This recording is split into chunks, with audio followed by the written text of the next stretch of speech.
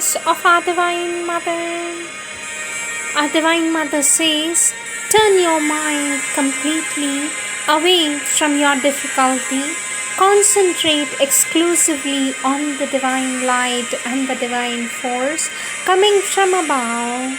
Let the Lord do for your body what He pleases. Hand over to the divine totally the entire responsibility of your physical being. This is the cure. With my blessing, says our Divine Mother.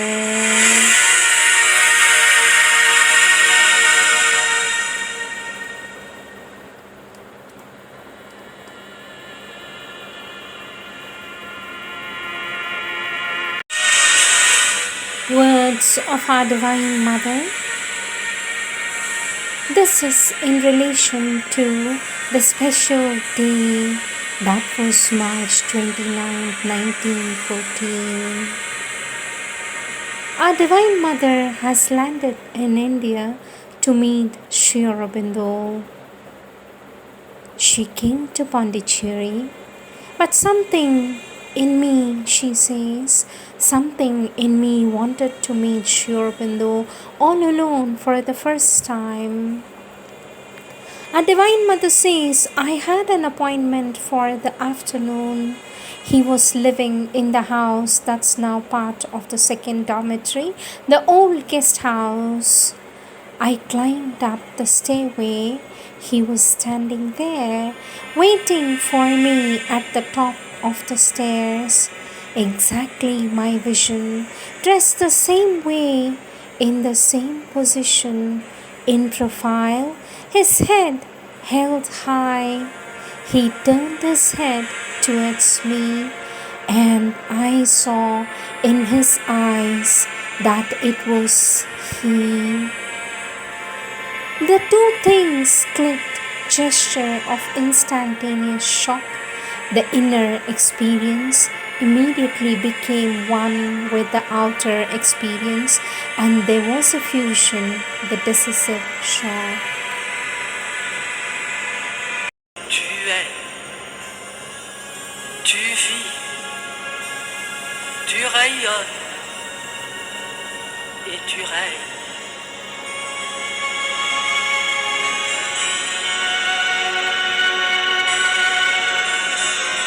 Our Divine Mother said, well, I saw him. I experienced what were at once symbolic visions and spiritual facts, absolutely decisive spiritual experiences and facts of meeting and having a united perception of the work to be accomplished. And in these visions, I did something I have never done physically.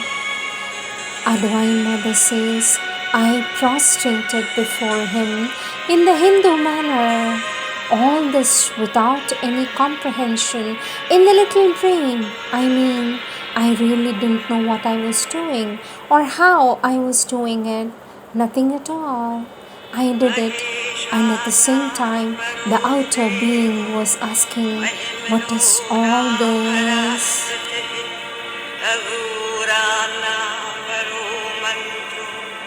नास्ति तत्त्वं गुरोः परं न गुरोरधिकं तत्त्वं न गुरोरधिकं तपः तत्त्वज्ञानं परं नास्ति तस्मै. Our Divine Mother says, as soon as I saw Sri Aurobindo, I recognized in him the well-known being whom I called Krishna. And this is enough to explain why I am fully convinced that my place and my work are near him in India. Later, on 30th of March 1914, our Divine Mother writes in prayers and meditations, O thou whom we must know, understand, realize, absolute consciousness, eternal law, thou who guidest and illuminest us, who movest and inspirest us, grant that these weak souls may be strengthened, and those who fear be reassured. To thee I entrust them, even as I entrust to thee our entire destiny.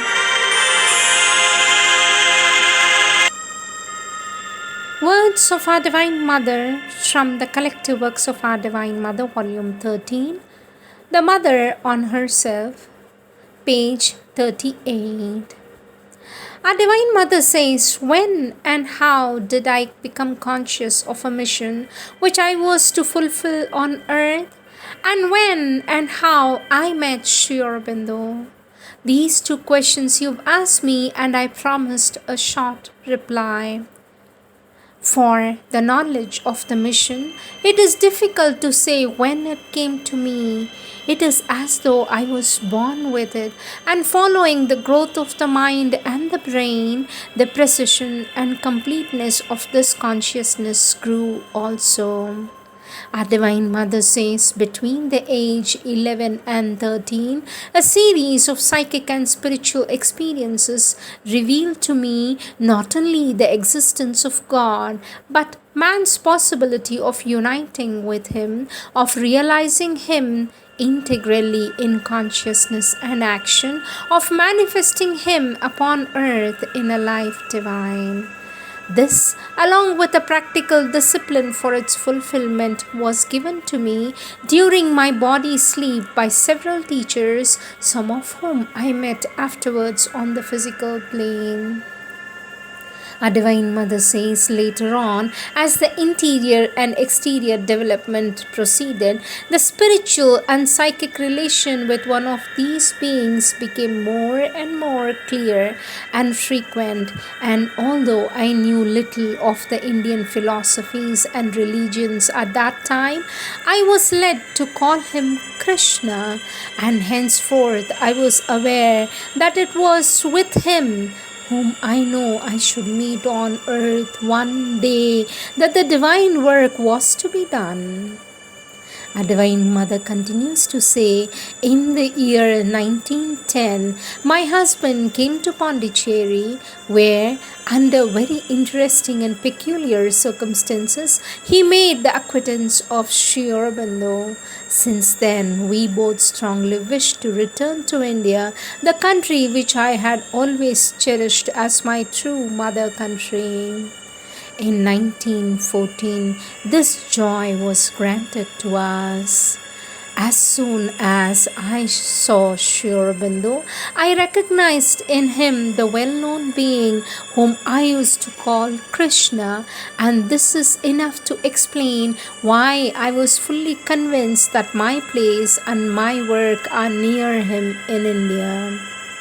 Our Divine Mother says, I belong to no nation, no civilization, no society, no race, but to the Divine. I obey no master, no ruler, no law, no social convention, but the Divine. To Him I have surrendered all will, life, and self. For Him I am ready to give all my blood, drop by drop, if such is His will, with complete joy, and nothing in His service can be sacrificed for all His perfect delight. Our Divine Mother says, the most important thing for an individual is to unify himself around his divine center. In that way, he becomes a true individual, master of himself and his destiny. Otherwise, he is a plaything of forces that toss him about like a piece of cork on a river. It is rather unpleasant sensation to feel yourself pulled by the strings and made to do things whether you want it or not. That is quite irrelevant. But to be compelled to act because something pulls you by the strings, something which you do not even see, that is exasperating. However, I do not know, but I found it very exasperating even when I was quite a child. At the age of 5, it began to seem to me quite intolerable, and I sought for a way so that it might be otherwise, without people getting a chance to scold me. For I knew nobody who could help me, and I do not have the chance that you have. Someone who can tell you this is what you have to do. There was nobody to tell me that. I had to find it all by myself, and I found it. I started at the age of 5. For example, once I was walking in the mountains, I was on a path where there was only one room for one. On one side, the precipice, on the other, sheer rock.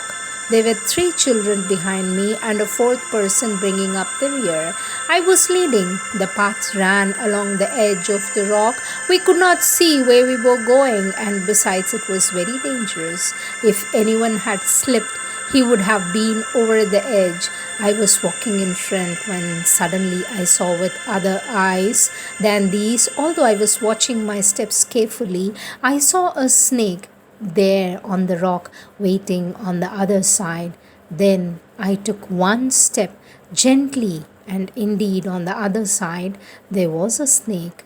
That spared me the shock of surprise, because I had seen and I was advancing cautiously, and as there was no shock of surprise, I was able to tell the children without giving them a shock, "Stop, quiet, keep quiet, don't stare." A Divine Mother says, "At the beginning of my present earthly existence, I came into contact with many people who said that they had great inner aspiration and urge towards something deeper and truer, but that they were tied down, subjected slaves to that brutal necessity of earning their living, and that this weighed them down so much, took so much of their time and energy, that they could not engage in any other activity, inner or outer." I heard this very often. I saw many poor people. I do not mean poor from their monetary point of view, but poor because they felt imprisoned in a material necessity, narrow and deadening. I was very young at that time, and I was always to myself, I used to tell myself that if ever I could do it, I would try to create a little world. Oh, a small one, though a small one, but still a small world where people would be able to live without having to be preoccupied with food and lodging and clothing and the imperative necessities of life, so as to see whether all the energies freed by this certainty of a secure material living would turn spontaneously towards the divine life and the inner realization. March 29th, 1914. Our Divine Mother wrote in prayers and meditations dated 30th March 1914 after meeting Sri Aurobindo for the first time on 29th March 1914 as follows. Our Divine Mother says, "It matters little that there are thousands of beings plunged in the densest ignorance. He whom we saw yesterday is on earth. His presence is enough to prove that a day will come when darkness shall be transformed into light, and thy reign shall be indeed established upon earth." Our Divine Mother, in the Collective Works of Our Divine Mother, Volume 1, page 113, Our Divine Mother says, "When I first met Sri Aurobindo in Pondicherry, I was in deep concentration, seeing things in the supermind, things that were to be but which were somehow not manifesting. I told Sri Aurobindo what I had seen and asked him if they would manifest. He simply said yes, and immediately I saw that the supramental has touched the earth and was beginning to be realized. This was the first time I witnessed the power to make real what is true. It is the very same power that will bring about the realization in you of the truth when you come in all sincerity saying, 'This falsehood I want to get rid of,' and the answer which you get is yes." These are some of the wonderful moments that happened on 29th March 1914, as stated in Savitri. In a new act of the drama of the world, the united two began a greater age. Page 411.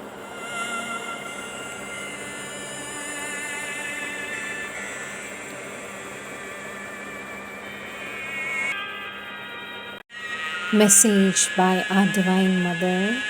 Our Divine Mother says, never forget that you are not alone. The Divine is with you, helping and guiding you. He is the companion who never fails, the friend whose love comforts and strengthens.